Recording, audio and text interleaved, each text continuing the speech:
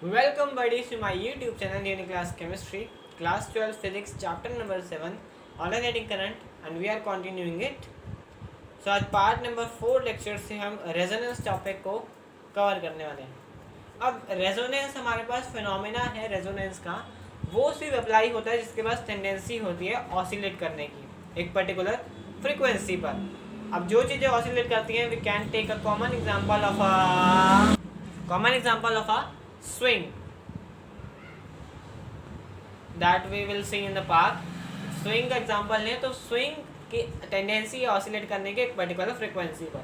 अब जिस फ्रीक्वेंसी पर ये ऑसिलेट करेगा उसको कहेंगे सिस्टम की नेचुरल फ्रीक्वेंसी. जिस फ्रीक्वेंसी पर पेंडुलम भी ऑसिलेट करता है, अगर हम टू एंड फ्रो उसको छोड़ दें तो टू एंड फ्रो अपने मोशन पे ऑसिलेट होगा और एयर रेजिस्टेंस के कारण कुछ देर आके रुक भी जाएगा, लेकिन उसकी जो नेचुरल फ्रीक्वेंसी है वो ऑसिलेट करने का, जितनी देर में वो बिना एक फोर्स लगाए हुए ऑसिलेट कर सकता है उसकी नेचुरल फ्रीक्वेंसी हो जाती है. सो नाउ अगर उसी डायरेक्शन में उसकी फ्रीक्वेंसी को, उसकी ऑसिलेशन को हम सपोर्ट करते हैं, सो उसके चेंज को सपोर्ट करते हैं, उसकी हेल्प करते हैं, सो हमारे पास वो रेजोनेंस इफेक्ट शो होता है. और LCR, अगर हम इसी को LCR सर्किट्स में लेकर आए तो LCR सर्किट्स में वोल्टेज एम्पलीट्यूड होता है VM, that is the peak voltage across the LCR circuit, and frequency होती है उसकी ओमेगा. जो मैक्स करंट हमारे पास होता है IM, that is equal to VM upon Z, that is the impedance. अब VM upon R² plus XC minus XL का whole square. अब XC की वैल्यू हमारे पास होती है ओमेगा C और XL की वैल्यू होती है ओमेगा L. अब XC और XL अगर बराबर है तो हमारे पास वैल्यू जो ओमेगा L की आएगी, वैल्यू जो हमारे पास आएगी वो है omega L is equal to 1 upon omega C. अगर हमें Z को मिनिमम रखना है तो XC और XL बराबर होना चाहिए. XC और XL अगर बराबर हैं तो Z की वैल्यू है जो होगी, क्योंकि बराबर है तो ये माइनस 0 हो जाएगा और Z is equal to root R square और रूट कैंसिल, तो R is the Z is equal to R, जो रजिस्टर से रेजिस्टेंस मिला वो इज द मैक्सिमम रेजिस्टेंस बन जाएगा throughout the LCR circuits. तो यहाँ पर जो ओमेगा L है वो 1 अपॉन ओमेगा C के इक्वल है. अब XL XC के इक्वल है तो ओमेगा उधर चला गया, L इधर आ गया. सन omega square is equal to 1 upon LC, omega का स्क्वायर इधर रूट आ गया. Omega is equal to 1 upon under root of L and C, where we will write omega not. अगर वो 0 0 है, XL और XC 0 0 हो गए, तो हमारे पास जो ओमेगा नॉट है वो 1 upon under root of LC हो गया, और इसी को हम कहेंगे रेजोनेंट फ्रीक्वेंसी. और ये रेजोनेंट फ्रीक्वेंसी हमारे लिए इसलिए ज़रूरी है because this is useful in all the circuits we have use in radio as well as TV, और जहाँ कहीं भी हमें रेडियो या फ्रीक्वेंसी की ज़रूरत पड़ती है अक्रॉस TV, जो हमारे पास डिश या एंटीना होते हैं जिससे हम फ्रीक्वेंसीज को वेरी करके जो चैनल्स होते हैं या रेडियो चैनल्स होते हैं उसको हम देख सकते हैं. देन हमारे पास यहाँ पर जो फ्रीक्वेंसी आती है ओमेगा को हम लिख सकते हैं 2 pi V, where V is the frequency and there it is equal to 1 upon under root of LC, और V is equal to 1 upon 2 pi under root LC. 2 pi constant है तो L और C पर हमारे पास frequency जो है depend करेगी, और वो इन्वर्स डिपेंड करेगी, यानी कि L और C को कम ज़्यादा करने पर हमारे पास फ्रीक्वेंसी बढ़ेगी, और फ्रीक्वेंसी बढ़ेगी तो हमारे पास radio channels and TV channels को देखना इजी हो पाएगा. Let us take a example. अगर हमें ट्यूनिंग मैकेनिज्म, क्योंकि ट्यूनिंग मैकेनिज्म यूज़ होता है रेडियो में और TV सेट्स में, जो TV के रिमोट्स होते हैं उसमें L और C के कॉम्बिनेशंस होते हैं, LCR के सर्किट्स होते हैं. अब एंटीना जो है, रेडियो का एंटीना, पहले एंटीना वाले रेडियोस आते थे, अब जो है जो रेडियोस की फ्रीक्वेंसी बदल गई है, तो अब मॉडर्न रेडियोस आने लगे हैं, बट वो भी फ्रीक्वेंसी के उस पर काम करते हैं. अब वो सारे सिग्नल्स जो हैं हमारे पास, जो FM के चैनल्स हैं 100.3 या 98.3 एग्जांपल्स, जो हमारे पास ब्रॉडकास्टिंग सिग्नल्स हैं, स्टेशंस हैं, रेडियो स्टेशंस हैं, वो सारे फ्रीक्वेंसी एक्सेप्ट करेगा. अब हमारे ऊपर जो है वो ट्यूनिंग वाला ऑप्शन जिसे हम ट्यूनिंग कहते हैं, ट्यूनर जो हमारे पास एक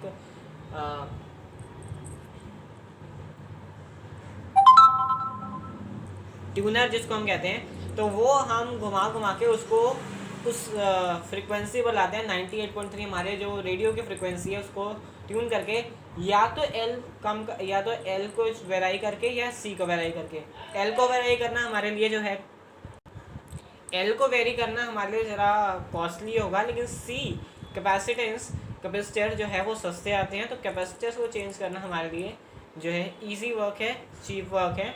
सो अगर हमें पर्टिकुलर स्टेशन को के रेडियो को जो हमारे पास उसमें प्ले हो रहा है, कुछ भी सॉन्ग प्ले हो रहा है या कुछ भी आ रहा है रेडियो पर, उसको अगर हमें सुनना है तो हमें पर्टिकुलर फ्रिक्वेंसी जैसे 98.3 है, रेड एफएम है, उसकी फ्रिक्वेंसी को अपने एल सी चेंज करके, एल और सी चेंज करके वो फ्रिक्वेंसी लानी पड़ेगी। सो फ्रीक्वेंसी मैच करेगा और करंट वहाँ पर मैक्सिमम होगा, सो हमारे पास फ्रीक्वेंसी मैच करेगी और हम सुन सकते हैं। इसी बात अगर रेडियो की बात होगी। अब टीवी सेट्स जो हमारे पास आते हैं, टीवी सेट्स में जो रिमोट्स आते हैं, टीवी सेट्स के रिमोट्स में हमारे पास एल सी आर का सर्किट होता है। एल और सी को अगर हम चेंज करें या सी को हम चेंज करें तो हमारे पास जो ऊपर एंटीना लगा है, डिश लगी है, उसमें सारे के सारे चैनल्स आते हैं, सारे के चैनल्स की फ्रिक्वेंसी आती है। अब हमारे पास रिमोट है, हम चेंज करेंगे, जैसे मेन्यू प्लेस 111 अगर हमने दबाया, सो फ्रीक्वेंसी जो है चेंज हुई उसकी फ्रॉम, और वो डिश एंटीना पर है फ्रीक्वेंसी। अब हमारी मर्ज़ी है कि हमने वो 111 चैनल दबाया, उस फ्रीक्वेंसी को दबाने के, उस चैनल नंबर को दबाने के बाद वो फ्रीक्वेंसी जो है एल और सी का कॉम्बिनेशन चेंज होगा। एल और सी का कॉम्बिनेशन चेंज होगा तो उस कॉम्बिनेशन से फ्रीक्वेंसी मैच करेगी, और फ्रीक्वेंसी मैच करने के बाद हमारे पास चैनल शो होगा। अब एल और सी तो चेंज हो गया, अगर उसी फ्रीक्वेंसी की हमें आवाज़ ज़्यादा क्लियरिटी चाहिए, आवाज़ में क्लियरिटी चाहिए, अगर क्लियरिटी आवाज़ में, now we have to change volume अगर अप करेंगे तो रेजिस्टेंस जो है लेस होगा, करंट की वैल्यू जो है, करंट मैक्सिमम पे था, करंट और मैक्सिमम पर जाएगा, and that will give the clarity of the voice. Volume हम डाउन करेंगे तो हमारे पास रेजिस्टेंस इंक्रीज होगा and then current will decrease. So हमारे पास जो वॉल्यूम है वो कम होगी, रेजिस्टेंस बढ़ेगी, क्लैरिटी कम होगी। जैसे कि अगर हम चेंज करते हैं एल और सी में, तो हमारे पास जो फ्रीक्वेंसी है, अगर 111 पर सोनी आता है तो सोनी की फ्रीक्वेंसी 111 लगाने से सोनी की फ्रीक्वेंसी बनी और सिग्नल ने उसको कैच किया, और that will be show in our television. Next अगर कोई भी और चैनल लगाते हैं हम, जैसे उसी के अगर आगे हम लगाएं मीन्स 108, अगर जी टीवी लगाते हैं हम, जी टीवी की फ्रिक्वेंसी पकड़ेगा और वो जी टीवी की फ्रिक्वेंसी पकड़ के शो करेगा हमारे टेलीविज़न पे, और that will be see. Resistance से हमारी वॉल्यूम अप एंड डाउन हो सकती है, की जाती है। तो जो पहले का टाइम होता था वहाँ पर जो हमारे पास फ्रिक्वेंसी है वो काफ़ी नियर अबाउट होती थी, मतलब जिसकी 98.3 है, किसी की 98.7 है। तो वहाँ पर जो फ्रीक्वेंसी है वो डिफरेंस ना होने की वजह से दो सिग्नल एक साथ पकड़कर जो आवाज़ है उसमें मिसमैच होती थी, और वहाँ पर अच्छे से कुछ पता नहीं लग पाता, सुनाई नहीं दे पाता था। लेकिन आज के जो हमारे पास जो मॉडर्न टेक्नोलॉजी है, वहाँ पर जो फ्रीक्वेंसी है, जैसे 111 पर हमारा सोनी है, तो 108 पर हमारे पास जी है, तो ये 3-4 फ्रीक्वेंसी का डिफरेंस होने के कारण ही हमें जो आज के चैनल्स हैं वो साफ, अच्छे और बेहतर सुनाई देते हैं। That's the reason behind this. तो प्रीवियसली हमने जो देखा वहीं से कंटिन्यू करते हैं। तो हमारे पास जो ओमेगा है, फ्रीक्वेंसी है, वो ओमेगा नॉट यानी कि 1/2 अंडर रूट एल सी के इक्वल आए तो वो नेचुरल फ्रिक्वेंसी के इक्वल आती है, और वो करंट जो है मैक्सिमम देती है, और करंट मैक्सिमम देता है, और करंट मैक्सिमम से क्लैरिटी ऑफ साउंड आती है। अप्लायंस से अगर रेडियो से कर रहे हैं या टीवी से कर रहे हैं तो क्लैरिटी ऑफ साउंड आती है। अब इस डायग्राम से, इस हमारे पास ग्राफ से पता लगेगा, जो ओमेगा नॉट है हमारे पास, ये है नेचुरल फ्रिक्वेंसी जिस पे करंट मैक्सिमम है, IRMS करंट मैक्सिमम है, IM यहाँ पर हमारे पास करंट जो मैक्सिमम है, उस पर ओमेगा नॉट जो अच्छी फ्रिक्वेंसी आती है, तो सबसे ऊपर जो हमारे पास वो है क्लैरिटी देता है। सो ये हमारे पास जो लाइन बनेगी वो इस टाइप की बनेगी कि यहाँ पर सबसे अच्छी होगी। अब एक्सपेरिमेंटली देखा गया साइंटिस्ट के द्वारा दैट फ्रीक्वेंसी जो है ऑफ 1/√2 टाइम्स, यानी कि half √2 times 1/√2 times current amplitude को अफेक्ट कर दिया IRMS को, मतलब √2 इसके ऑलमोस्ट, अगर IM को करंट मैक्सिमम को √2 से डिवाइड करें तो उतने की फ्रिक्वेंसी, उतने नीचे से फ्रिक्वेंसी अफेक्ट नहीं करती है, उससे ऊपर की फ्रिक्वेंसी अफेक्ट करती है। यानी कि जितना ही ग्राफ का इतना पोर्शन है, ये सिर्फ अफेक्ट करेगा इस मैक्सिमम फ्रिक्वेंसी को, मतलब जो इससे आवाज़ आ रही है वो उसको अफेक्ट करेगा। अब इस अफेक्शन को हटाने के लिए हमें चाहिए, अब जिसकी रेंज है यहाँ पर, ये रेंज है हमारे पास, ये यहाँ से देखिए, ये यहाँ से रेंज है इसकी, और ये यहाँ पर ऊपर आके दोबारा नीचे जा रही है। ये यहाँ से ω1 जो स्टार्टिंग रेंज है और ω2 एंडिंग रेंज है। ये हमारे पास जो रेंज बनेगी, ये पूरी रेंज डेल्टा L से डिनोट की जाएगी, और ये कहेगी हाफ पावर बैंड।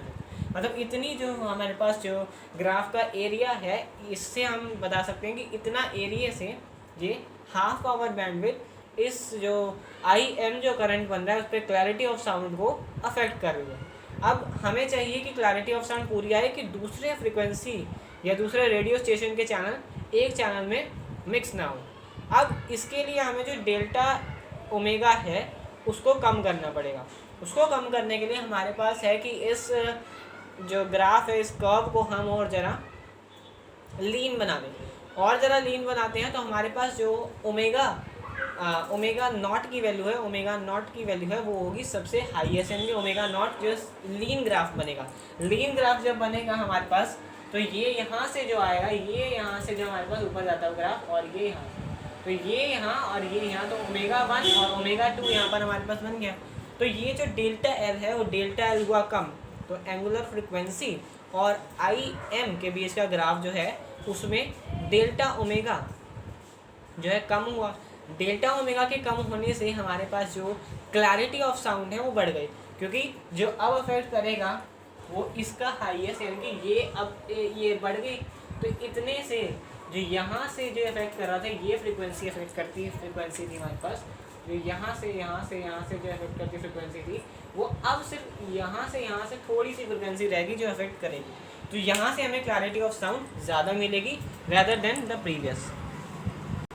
तो as we seen from the graph, जितनी शार्पनेस ज़्यादा होगी ग्राफ की, उतनी ही हमारे पास अच्छी फ्रिक्वेंसी होगी, उतनी ही क्लैरिटी ऑफ साउंड हमारे पास अप्लायंस से या रेडियो से या टीवी से या व्हाटएवर चीज़ से ज़्यादा हमारे पास अच्छी साउंड आएगी। As we look out the current, तो पावर का फॉर्मूला जो हमारे पास होता है वो I²R। अब I मैक्सिमम है हमारे पास, I मैक्सिमम R। अब I को हमने √2 कर दिया, एक्सपेरिमेंट में हमने देखा था I√2 के नीचे जो करंट है वो 0 मिलती है, तो वॉइस हमारे पास जो है जो अप्लायंस से वो नहीं आती है। तो पावर को हमने उसी फॉर्मूले में रख दिया IM/√2² R। तो now power is equal to IM²R upon 2, यानी कि पावर भी जो है वो हाफ हो जाती है अगर IRMS अपॉन √2 पर जाएँ, हम उससे भी नीचे जाएँ तो no current, no power, zero voice from the factor, 0.0 voice from the appliance either radio और भी कहते हैं टीवी। अब क्यू फैक्टर की बात करें तो क्यू फैक्टर हमारे पास जो आता है क्वालिटी फैक्टर उस पर डिपेंड करता है, मतलब जितना अच्छा हमारा कितना अच्छा क्लैरिटी आती है, कितनी अच्छी क्लैरिटी आती है वॉइस फ्रॉम द रेडियो और फ्रॉम द टेलीविज़न, कितनी क्वालिटी फैक्टर उसका आता है। उसका फॉर्मूला हमारे पास है वोल्टेज अक्रॉस L और C upon voltage across R। I think जो NCERT में फॉर्मूला दिया गया है हमारे पास वो डेल्टा ओमेगा को लेकर बनाएगा। डेल्टा ओमेगा हमारे पास हाफ पावर बैंडविड्थ है, जो कि डेल्टा ओमेगा को लेस होना होगा, तभी ग्राफ लीन बनेगा, शार्प बनेगा, और उससे हमारे पास फ्रीक्वेंसी अच्छी आएगी, और फ्रीक्वेंसी अच्छी आएगी तो क्लैरिटी भी अच्छी आएगी।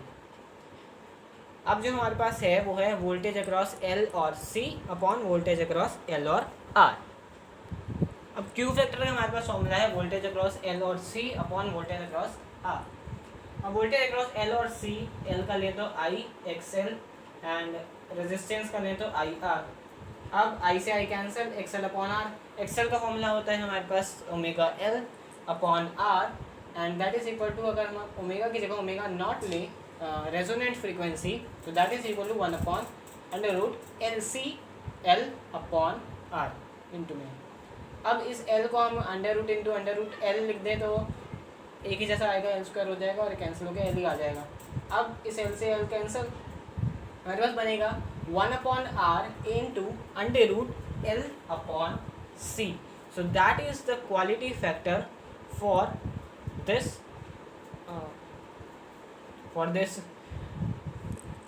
अप्लायंस। अगर क्वालिटी फैक्टर इतना है हमारे पास, क्वालिटी फैक्टर अच्छा हो तो उसकी क्रिस्टल क्लियर साउंड आती है from any appliance. Either we can take the example of radio और we can take the example of television. अब इसके आगे हमारे पास एनसीईआरटी में जो दिया हुआ है वो क्वालिटी फैक्टर की डेरिवेशन भी हम देख लेते हैं। So that is the final of quality factor. Operating frequency mu naught omega not में हम इसको ऑपरेट कर रहे हैं, और बैंडविड्थ पावर जो हमारे पास है डेल्टा ओमेगा, वो 2 टाइम्स डेल्टा ओमेगा, क्योंकि डेल्टा ओमेगा मिलकर 2 टाइम्स डेल्टा ओमेगा बन जाएगी, and that is equal to quality factor mu naught L upon R. अब ये एनसीईआरटी में जो हमारे पास डेरिवेशन है वो काफ़ी वास्ट है, सो इतनी ज़्यादा यूजेबल नहीं है डेरिवेशन, तो इसको हम नहीं करेंगे। यहाँ पर हमारे पास जो फॉर्मूला बनेगा वो 2 delta omega is equal to mu naught omega naught upon q, that is a quality factor, and that is given by the formula omega naught L upon R, and that is the completion of the sharpness of the resonance। and जहाँ हमें देखने वाली बात है कि q की value जितनी कम होगी या q की वैल्यू जितनी ज़्यादा होगी उतना ही हमारा 2 डेल्टा ओमेगा कम होगा, यानी कि बैंडविड्थ पावर जो हमारे पास जो बनती थी उन दोनों फ्रीक्वेंसीज के बीच में ओमेगा 1 ओमेगा 2 वो कम। That's all for today. I hope you all will understand what I have taught. Thank you so much.